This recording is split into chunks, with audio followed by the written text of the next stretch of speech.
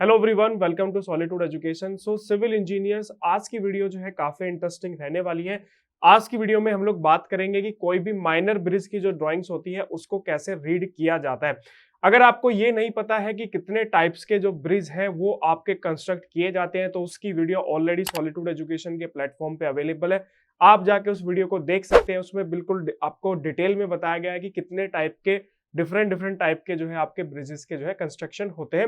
Link आपको video के description में मिल जाएगा। तो चलते हैं, आज इस वीडियो के बारे में बात करते हैं।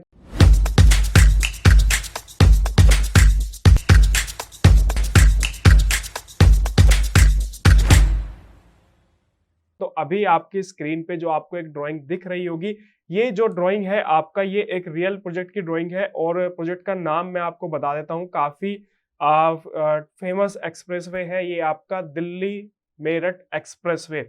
आपने अगर नहीं सुना है इस एक्सप्रेसवे के बारे में तो आप जाके इसके बारे में चेक कर सकते हैं। ये इंडिया का पहला जो है आपका 8 लेन एक्सप्रेसवे है। और जो हमारे मिनिस्टर हैं, ट्रांसपोर्ट मिनिस्टर नितिन गडकरी जी, उनको भी आपने कई बार जो है इस एक्सप्रेसवे के बारे में जो है बात करते हुए सुना होगा। और अगर आप दिल्ली एनसीआर रीजन के हैं तो आपने इस एक्सप्रेसवे पे आप जरूर गए होंगे और आपने इस एक्सप्रेसवे को जरूर देखा होगा। तो अभी मेरे पास जो ड्राइंग है इसी एक्सप्रेसवे का एक छोटा सा पार्ट है। एक लोकेशन पे जो है यहाँ पे आपका एक माइनर ब्रिज का कंस्ट्रक्ट किया गया था, उसी के बारे में हम लोग जो है यहाँ पे डिस्कस करने वाले हैं।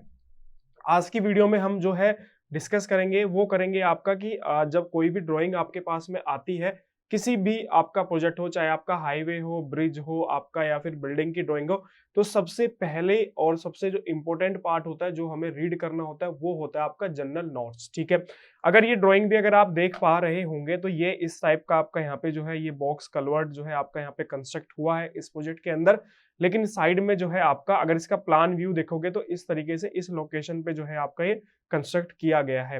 ठीक है, इसमें हम लोग जो है आपका जो जनरल नोट्स है उसको आज की वीडियो के अंदर डिस्कस करेंगे। बाकी ये पूरी ड्राइंग का मेरे पास सेट है, इसको हम जो है आगे आने वाली कुछ वीडियोस के अंदर जो है आपको इसको टोटल जो है ये जो आपका पार्ट है इसको कवर करने वाले हैं। जैसे कि आप देख पा रहे होंगे पूरी की पूरी सेट है मेरे पास इस ड्राइंग का, तो हम पूरा का पूरा जो है इसको कवर करेंगे। तो चलते हैं, सबसे पहले जनरल नोट्स के बारे में डिस्कस करते हैं। आपको यहाँ पे फर्स्ट जो यहाँ पे पॉइंट लिखा हुआ है वो लिखा हुआ है कि all dimensions are in millimetres. मतलब जो भी डायमेंशंस यहाँ पे दी गई है वो सारी की सारी डायमेंशन जो है आपका मिलीमीटर्स में है। Level are in metre. ठीक है, लेवल्स आपका कोई भी ब्रिज हो या हाईवे हो उसके अंदर आपके लेवल्स की जो है बहुत इंपॉर्टेंस होती है। स्पेशली बिल्डिंग के अंदर भी काफी इंपॉर्टेंस होती है लेवल्स की। तो लेवल्स आपके सारे मीटर्स के अंदर दिए गए। And chainage are in kilometres. ठीक है, जब भी कोई भी हाईवे का प्रोजेक्ट जो है आपका कंस्ट्रक्ट होता है तो उसके अंदर आपका चेनेज मार्क किए जाते हैं। वो आपके बेसिकली किलोमीटर्स पे होते हैं कि 5 किलोमीटर, 10 किलोमीटर, 20 किलोमीटर्स। अगर आपने सर्वे किया होगा तो आपको इसके बारे में जो है जानकारी होगी। क्लियर। और अनलेस मेंशन अदरवाइज, अगर मीटर इन डायमेंशन के अलावा अगर वहां पे किसी पर्टिकुलर पोर्शन पे जो है कोई अलग डायमेंशन मेंशन की गई है तो वहां पे वो डायमेंशन एप्लीकेबल होगी। लेकिन इन जनरल आपका अगर कहीं पे डायमेंशन नहीं लिखी है तो सारी आपके जो डायमेंशन है वो मिलीमीटर में होगी, लेवल्स आपके मीटर में होंगे, चेनेज जो है आपके किलोमीटर के अंदर होंगे। ठीक है, उसके बाद आपका dimension shall not be scaled. ठीक है, मतलब आप जो भी डायमेंशन है वो कोई स्केल डायमेंशन नहीं है, आपकी ओरिजिनल डायमेंशन है। क्लियर। तो इसलिए जो है आपको इसमें कुछ भी आपको जो है यहाँ पे चेंजेस नहीं करने हैं। जो डायमेंशन आपकी ड्राइंग के अंदर दी गई है वही डायमेंशन आपको जो है साइट पे जाके फॉलो करना है। इसके बाद the layout of the minor bridge shall be set with respect to the relevant highway profile. ठीक है, क्योंकि ये जो आपका माइनर ब्रिज है ये आपका हाईवे का पार्ट है, जो कि मेरा आपका दिल्ली मेरठ एक्सप्रेसवे का जो कंस्ट्रक्शन हुआ है उसका ये आपका पार्ट है। क्योंकि ये मेरा जो आपका बॉक्स कलवर्ट है ये आपका जो है हाईवे का पार्ट है, तो इसमें जो भी लेवल्स वगैरह सब होंगे वो आपके हाईवे की ड्राइंग को रिलेट करके फॉलो किए जाएंगे। इसके बाद नीचे आपके यहाँ पे मिक्स डिजाइन की बात हो रही है। तो आरसीसी का जो आपका बॉक्स बनेगा, ये जो आप यहाँ पे ड्राइंग के अंदर देख पा रहे होंगे, ये कंप्लीट एक बॉक्स है। इस बॉक्स के अंदर जो आपका यहाँ पे ग्रेड यूज होने वाला है वो आपका M40 यूज होने वाला है। इसके साथ ही आपका जो है यहाँ पे अप्रोच स्लैब जो है वो आपका M30 रहेगी। अप्रोच स्लैब बेसिकली ये होता है कि ये आपका बॉक्स कन्वर्ट यहाँ पे कंप्लीट हो गया, इसके बाद ये आपका हाईवे का पार्ट स्टार्ट हो गया। तो ये जो पार्ट होता है ऐसे एक्सटेंड कर दिया जाता है इसकी स्लैब का, इसी को आपका जो है अप्रोच स्लैब जो है बोला जाता है। पीसीसी जो हम लोग करते हैं आपका, वो आपका जो ग्रेड होगा वो आपका M15 होगा। अब देखो कितना डिफरेंस है। जनरली हम लोग बिल्डिंग के अंदर M7.5 या फिर M10 जो है वो यूज करते हैं, लेकिन यहाँ पे आपका M15 जो है ग्रेड ऑफ पीसीसी जो है हमें यहाँ पे यूज करना है पीसीसी के अंदर, ग्रेड ऑफ कंक्रीट। इसके बाद यहाँ पे आपका जो है HYSD high yield strength deform bar जो है आपका, वो हमें जो है यहाँ पे यूज करनी है। ग्रेड होगा आपका FE500। जनरली आपका पहले जो है हम लोग आपका माइल्ड स्टील यूज करते थे, जो कि आज के टाइम में यूज नहीं होता है।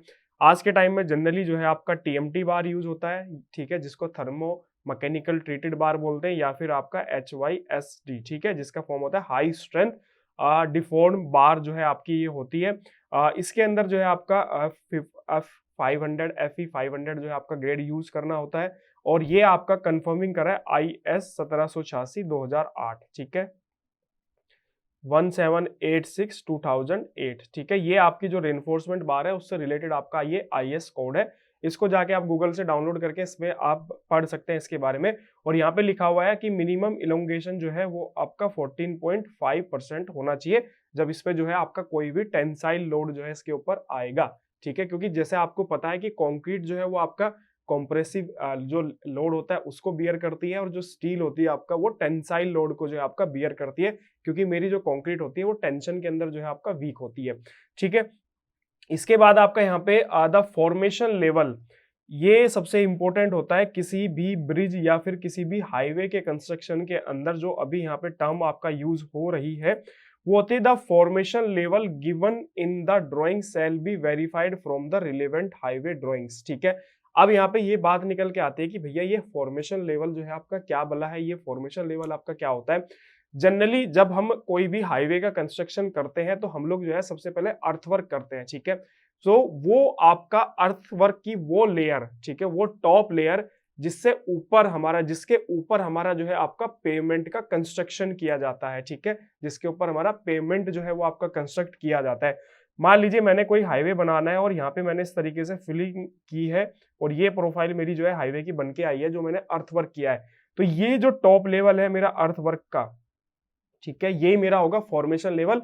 अब इसके ऊपर जो है मैं यहाँ पे आपका क्या कंस्ट्रक्ट करूंगा, आपका पेमेंट का कंस्ट्रक्ट करूंगा। तो ये मैंने कंस्ट्रक्शन किया किसका, पेमेंट का, और इसके नीचे जो मेरा ये पार्ट है जो लेवल है इसी को बोलेंगे आपका फॉर्मेशन लेवल, ठीक है। तो ये बात आपको पता होना चाहिए। अगर आप इंटरव्यू में जाएंगे तो फॉर्मेशन लेवल के बारे में आपसे जो है जानकारी यहाँ पे पूछ ली जाती है, क्योंकि जो मेरा अर्थ का जो फॉर्मेशन लेवल होगा वही मेरा आपका ब्रिज का लेवल होगा, और उसके बाद में फिर हम लोग जो उसके ऊपर पेमेंट का कंस्ट्रक्शन करेंगे, ठीक है। इसके बाद आपका यहाँ पे जो भी कैंपर और सुपर एलिवेशन जो है हम लोग यहाँ पे प्रोवाइड कराते हैं। अब ये भी बहुत इंपॉर्टेंट होता है कि सुपर एलिवेशन हम लोग क्यों प्रोवाइड कराते हैं। जनरली सुपर एलिवेशन हमारा जो है प्रोवाइड कराया जाता है कर्व पे, क्योंकि हमारा कोई भी जो हाईवे होता है वो ऐसे बिल्कुल स्ट्रेट कंस्ट्रक्शन नहीं होता है, उसके अंदर ऐसे कर्व्स जो है वो जरूर आते हैं। जैसे आप देख पा रहे होंगे कोई भी हाईवे, अगर आप गूगल मैप पे अगर आप देखोगे किसी भी हाईवे का, आप जब डायरेक्शन लोकेशन डालते हो तो कोई भी रोड आपकी स्ट्रेट नहीं होती है, उसके अंदर कुछ ना कुछ आपके टर्न्स जो है वो आपके होते ही हैं। तो मान लीजिए कोई हाईवे मेरा, उसके अंदर ऐसे टर्न्स है, तो जिस भी पोर्शन में मेरी गाड़ी टर्न हो रही है तो वहां पे जो आपके फोर्सेस उस पर एप्लीकेबल हो रहे हैं, उन फोर्स को काउंटर करने के लिए हम लोग क्या करते हैं कि उसका जो पोर्शन है उसको ऐसा रेस कर देते हैं।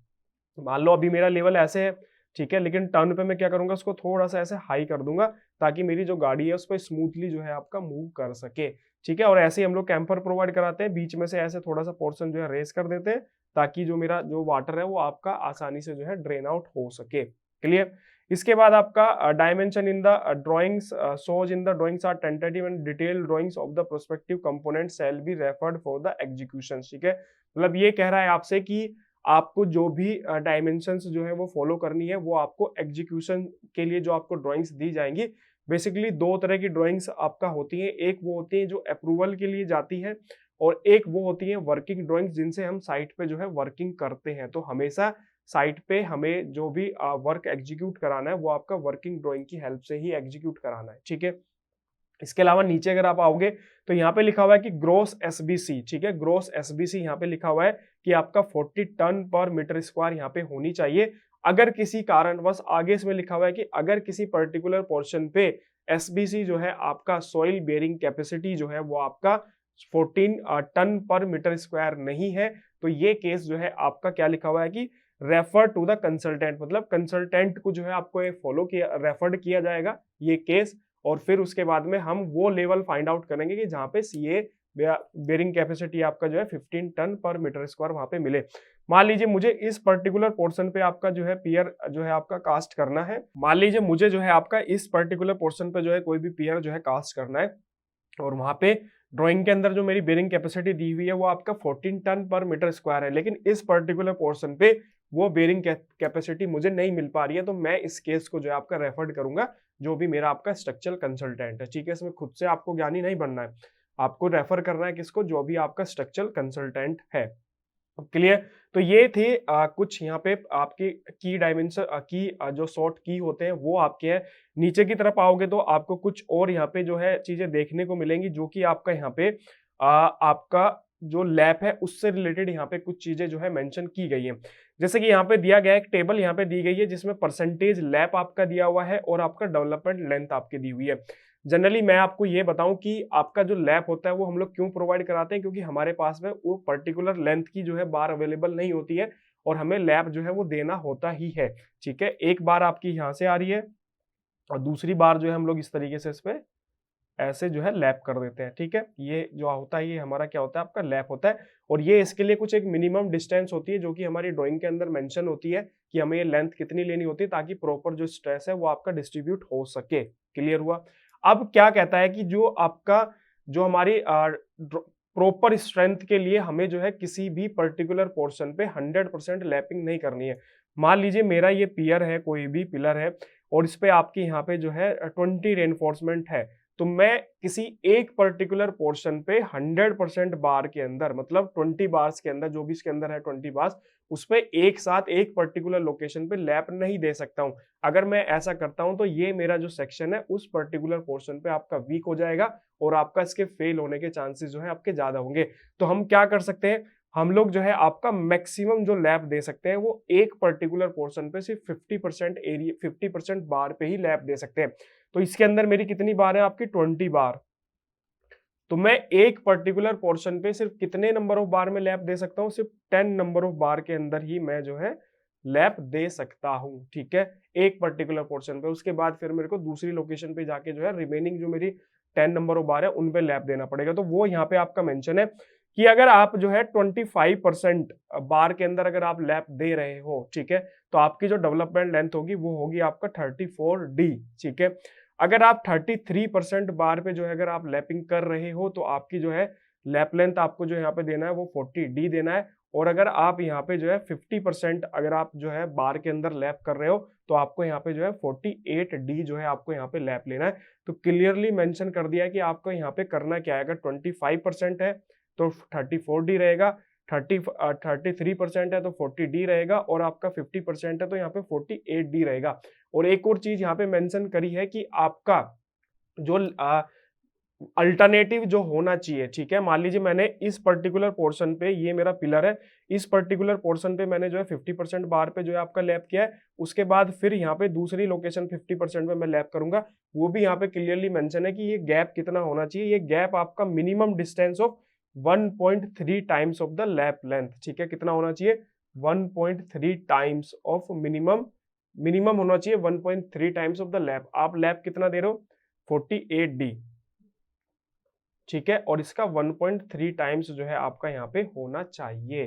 तो इस तरीके से आपको जो है ये सारी की सारी चीजें जो है आपको देनी है। बाकी ये सब आपका वही आपका जो कि SBC से रिलेटेड है। एक और चीज मैं आपको बताऊंगा, दो तरह की बेरिंग कैपेसिटी होती है, एक आपका SBC होती है ग्रॉस बेरिंग कैपेसिटी, एक ग्रॉस बेरिंग कैपेसिटी होती है, एक होता है आपका नेट बेरिंग कैपेसिटी। ठीक है, अगर आपने जियोटेक पढ़ा होगा तो उसमें आपको पता होगा कि आपका ग्रॉस बेरिंग कैपेसिटी और नेट बेरिंग कैपेसिटी आपका क्या होता है। अब कमेंट करके आपको क्या बताना है, कमेंट करके आपको ये बताना है कि डिजाइनिंग के टाइम पे हम लोग जो है ग्रॉस बेरिंग कैपेसिटी यूज करते हैं या फिर आपका नेट बेरिंग कैपेसिटी जो है आपका यूज करते हैं। आपकी जानकारी के लिए आपको बता देता हूं कि ग्रॉस बेरिंग कैपेसिटी बेसिकली क्या होती है। मान लीजिए मेरा ये पियर है, यहाँ पे मेरा ये फाउंडेशन है, ठीक है, और ये आपके अर्थ है, और यहाँ पे मैंने इसके ऊपर फिलिंग कर दी। तो अब इसके ऊपर इस पर्टिकुलर पोर्शन पे कितने लोड आपके आ रहे हैं। पहला लोड तो आपका ये आ रहा है कि जो आपका पिलर से आ रहा है, ठीक है। दूसरा लोड जो है आपका कौन सा है, जो आपका फाउंडेशन का लोड है, ठीक है। तीसरा लोड आपका कौन सा है कि जो आपके यहाँ पे ये जो सॉइल आपने फिल की है इसका लोड जो इस पे आ रहा है। तो ये आपकी जो फाउंडेशन है, फाउंडेशन के ऊपर भी तो आपकी सॉइल रहती है, ठीक है, क्योंकि हम बाद में बैक फिलिंग करते हैं। तो ये जो आपका यहाँ पे जो लोड आ रहा है, ये भी अगर हम तीनों को कंबाइन कर देंगे तो ये आपकी हो जाती है ग्रॉस बेयरिंग कैपेसिटी। और अगर मैं इस वाले लोड को हटा दूं, सिर्फ मेरा आपका जो स्ट्रक्चर का लोड है वो अगर लोड आपका है तो वो आपका होता है आपका क्या, नेट बेयरिंग कैपेसिटी। तो इस तरीके से जो है आपकी कैलकुलेशन की जाती है। कमेंट करके बताना है कि डिजाइनिंग के टाइम पे हम कौन सी जो है आपका यूज करते हैं। क्लियर हुआ? सो सारी ड्राइंग्स हमारे पास अवेलेबल है, जैसा कि आप देख पा रहे होंगे। ये देखो आपकी स्ट्रक्चरल डिटेल है जिसमें कि आपका यहाँ पे रेनफोर्समेंट बार वगैरह प्लेस की गई है। सो आप पूरी डिटेल आपको इसके अंदर मिलेगी। आने वाली कुछ वीडियोस के अंदर हम जो है ये पूरा का पूरा पार्ट जो है इसका कवर करने वाले हैं। बस आपको क्या करना है, एक छोटा सा काम करना है, चैनल को सब्सक्राइब करना है, वीडियो को लाइक और शेयर करना है। अब सब्सक्राइब क्यों करना है, क्योंकि आने वाली जो वीडियोस हैं ये जिसमें हम लोग जो है आपका डिटेल में ये जो रिमेनिंग ड्राइंग्स है कैसे पढ़ी जाती है, रेनफोर्समेंट बार, क्वांटिटी कैलकुलेशन कैसे की जाती है, सारी की सारी जो है आपको देखने को मिलेगी हमारे यूट्यूब चैनल के ऊपर। उसके लिए आपको चैनल को सब्सक्राइब करना पड़ेगा और फिर आप कंटिन्यूअस जो है इन सारी वीडियोस को जो है वॉच कर सकते हैं और अपनी लर्निंग को जो है इंप्रूव कर सकते हैं। इसके अलावा कोई भी डाउट, कोई भी क्वेश्चन हो तो नीचे नंबर दिए गए हैं, आपको नंबर पे आप हमसे कांटेक्ट कर सकते हैं। आप हमसे बात कर सकते हैं डायरेक्ट, करियर से रिलेटेड कोई भी डाउट है या फिर आपको कोई अपनी लर्निंग या फिर कोई आपके साइट पे कोई डाउट है तो उससे रिलेटेड भी आप हमसे कांटेक्ट कर सकते हैं। मिलते हैं आपसे नेक्स्ट वीडियो के अंदर इसी तरह की इंफॉर्मेटिव वीडियोस के साथ। Okay, thank you.